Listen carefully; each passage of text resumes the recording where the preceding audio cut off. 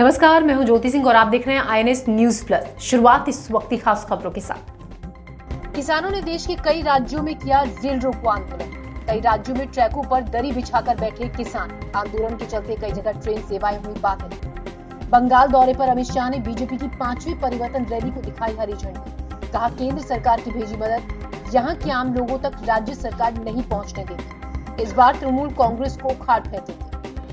UP के उन्नाव में खेत में 2 लड़कियों के शव मिलने से हड़कंप। तीसरी की हालत गंभीर। मृत लड़कियों की पोस्टमार्टम रिपोर्ट में हुआ खुलासा। जहर बना दोनों की मौत की वजह। जांच के लिए टीम गठित।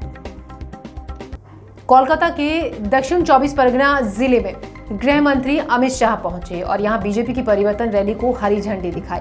अमित शाह ने यहां सीधे सीधे ममता सरकार पर हमला बोला और कहा कि केंद्र की भेजी मदद को राज्य सरकार आम लोगों तक नहीं पहुंचने देती। और अमित शाह ने यहां लोगों से नारे लगवाए कि इस बार तृणमूल कांग्रेस को उखाड़ फेंकेंगे।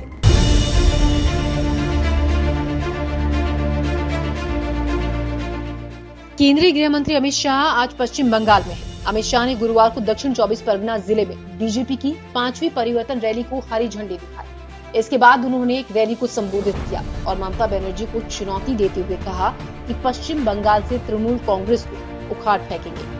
आज ये परिवर्तन यात्रा का 5वां चरण शुरू हो रहा है और ये परिवर्तन यात्रा बंगाल के हर विधानसभा क्षेत्र के अंदर जाने वाली है। 294 विधानसभा क्षेत्रों से ये परिवर्तन रथ गुजरने वाला है।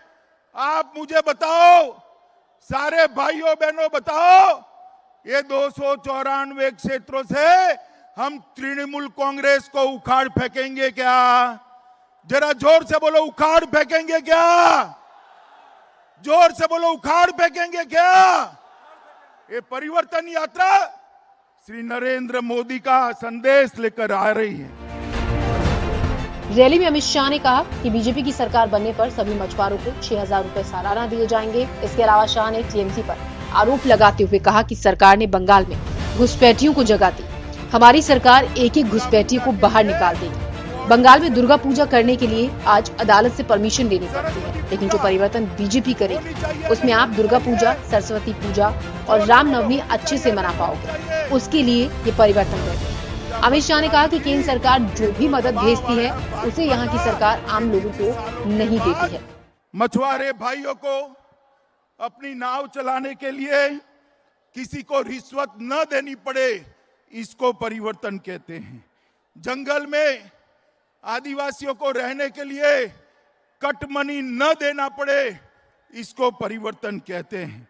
और यहाँ पर जो तुष्टीकरण चल रहा है वो तुष्टीकरण बंद कर आप दुर्गा पूजा, सरस्वती पूजा और रामनवमी को ढंग से मना पाओ, इसको परिवर्तन कहते हैं मित्रों, इसको परिवर्तन कहते हैं। इससे पहले केंद्रीय गृह मंत्री ने गंगा सागर के कपिल मुनि आश्रम में आरती की और संतों से मुलाकात की। अमित शाह ने कहा कि हमारी सरकार आने पर गंगा सागर को भी बड़ा तीर्थ स्थल बनाएंगे। केंद्र सरकार की नमामि गंगा योजना अभी बंगाल में सही तरीके से काम नहीं कर पा रही है। बीजेपी की सरकार बनते ही यहाँ तेजी से काम होगा। साथ ही गृह मंत्री अमित शाह ने कोलकाता में भारत सेवाश्रम संघ के दफ्तर पहुंचकर पूजा अर्चना की और आरती भी की। शाह ने यहाँ सेवाश्रम के संतों और अन्य अधिकारियों के साथ आश्रम का दौरा भी किया। इस मौके पर शाह ने इस संघ के संस्थापक स्वामी प्रणवानंद महाराज का राष्ट्र के लिए योगदान याद किया। ब्यूरो रिपोर्ट, खबर आईएनएस।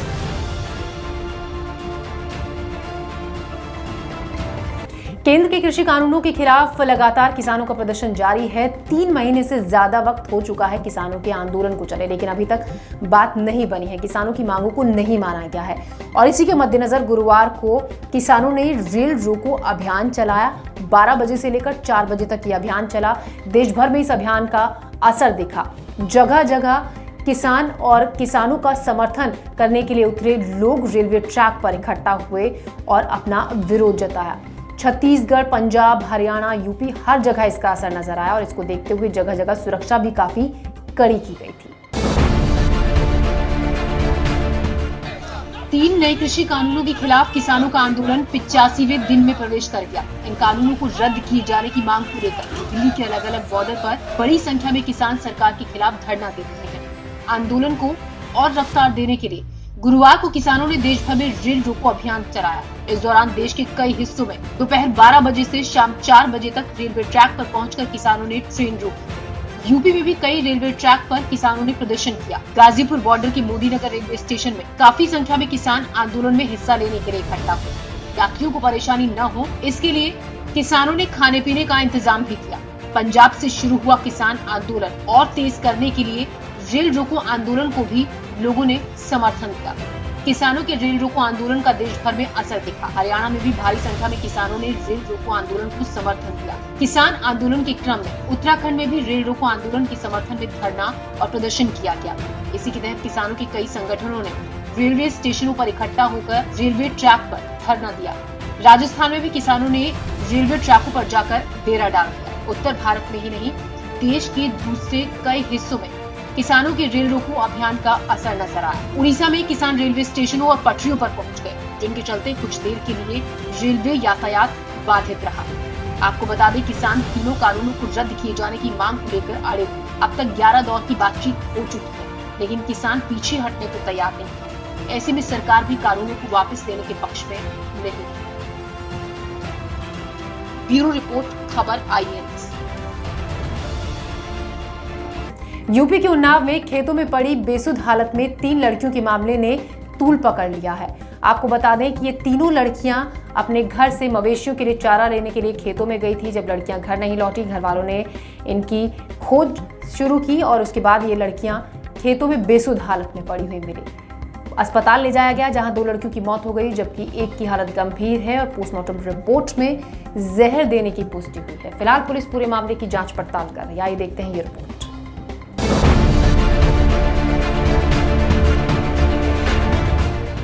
उत्तर प्रदेश के उन्नाव जिले से एक चौंका देने वाली घटना सामने आई। यहाँ के बबुराहा गांव में खेत में 3 नाबालिग लड़कियां बेहोशी की हालत में मिली, जिसके बाद से गांव में हड़कंप मच गया। अस्पताल ले जाने पर इनमें से 2 लड़कियों को जिला अस्पताल में मृत घोषित कर दिया गया, जबकि तीसरी लड़की की हालत गंभीर है, जिसे कानपुर के एक निजी अस्पताल में रेफर कर दिया गया। पुलिस के मुताबिक बुधवार दोपहर को ये तीनों लड़कियां मवेशियों के लिए चारा लेने के लिए खेत में गई थी। देर शाम तक जब घर वापस नहीं लौटी तो परिवार वालों ने इन्हें ढूंढना शुरू किया। तभी पता चला कि तीनों लड़कियां खेत में बेहोशी की हालत में पड़ी हैं। खेत में ये तीनों लड़कियां दुपट्टे से बंधी हुई मिली। इनके मुंह से झाग निकल रहा था, जिससे इन्हें जहर दिए जाने का अनुमान लगाया जा रहा है। लड़कियों के शरीर पर कपड़े थे। दोनों शवों को पोस्टमार्टम के लिए भेज दिया गया है। लड़कियों के परिवार के सदस्यों ने हत्या का आरोप लगाया है। फिलहाल पुलिस पूरे मामले की जांच में जुटी है। इसी बीच इस मामले को लेकर सियासत भी शुरू हो गई है। विपक्ष ने योगी सरकार पर हमला बोल दिया है। समाजवादी पार्टी, कांग्रेस और आम आदमी पार्टी समेत भीम आर्मी तमाम राजनीतिक दलों ने दोषियों पर कार्रवाई की मांग की है। आप नेता संजय सिंह ने कहा है, ट्वीट कर, कब तक चुप रहोगे? आज उन्नाव है, कल तुम्हारा जिला होगा। आज उनका गांव है, कल तुम्हारा होगा।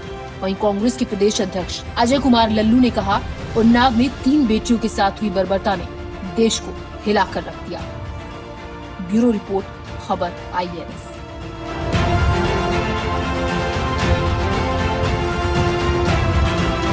आगामी विधानसभा चुनावों के मद्देनजर प्रधानमंत्री नरेंद्र मोदी ने असम को कई विकासशील परियोजनाओं की सौगात दी। प्रधानमंत्री नरेंद्र मोदी ने अपने संबोधन में कहा कि केंद्र सरकार पिछले वक्त से पूर्वोत्तर के इस राज्य की अनदेखी की गलती को न केवल सुधार रही है, बल्कि इस राज्य की प्रगति के लिए प्रतिबद्ध भी है। विधानसभा चुनाव की तारीख जैसे जैसे करीब आती जा रही है, वैसे वैसे जनता को लुभाने के लिए राजनीतिक पार्टियां हथकंडे अपना रही हैं। इसी कड़ी में प्रधानमंत्री नरेंद्र मोदी ने गुरुवार को असम को बड़े तोहफे दिए। पीएम मोदी ने असम के महाबाहु ब्रह्मपुत्र प्रोजेक्ट की शुरुआत की। साथ ही पीएम मोदी ने कई अहम प्रोजेक्ट का शिलान्यास किया। इस प्रोजेक्ट की मदद से असम में कई कनेक्टिविटी के छोटे प्रोजेक्ट शुरू किए जा रहे हैं। प्रधानमंत्री नरेंद्र मोदी ने यहाँ अपने संबोधन में कहा, इन प्रोजेक्ट से देश के जवानों को भी सहूलियत मिलेगी। पीएम मोदी बोले कि मजूली में भी सड़क का तेज विकल्प मिलेगा। यहाँ पुल बन रहा है, साथ ही हेलीपोर्ट की व्यवस्था भी बन चुकी है। डॉक्टर भूपेन हजारिका सेतु हो, बोगीबिल ब्रिज हो, सरायघाट ब्रिज हो, ऐसे अनेक ब्रिज आज असम का जीवन आसान बना रहे हैं। ये देश की सुरक्षा को मजबूत करने के साथ ही हमारे वीर जांबाजों को भी बड़ी सहूलियत दे रहे हैं। असम और नॉर्थ ईस्ट के अलग अलग हिस्सों को जोड़ने के इस अभियान को आज और आगे बढ़ाया गया है। आज से 2 और बड़े ब्रिज पर काम शुरू हो रहा है। जब कुछ वर्ष पहले मैं मोजुली द्वीप गया था तो वहां की समस्याओं को करीब से महसूस किया था। मुझे खुशी है कि सर्बानंद सोनोवाल जी की सरकार ने इन मुश्किलों को कम करने के लिए पूरी निष्ठा से प्रयास किया है। मजूली में असम का पहला हेलीपोर्ट भी बन चुका है। भाई और बहनों, अब मजूली वासियों को सड़क का भी तेज और सुरक्षित विकल्प मिलने जा रहा है। इसी के साथ प्रधानमंत्री नरेंद्र मोदी ने अपने संबोधन में कहा कि 2016 में आपके दिए एक वोट ने कितना कुछ करके दिखाया है। आपके वोट की ताकत असम को ऊंचाइयों पर ले जाएगी।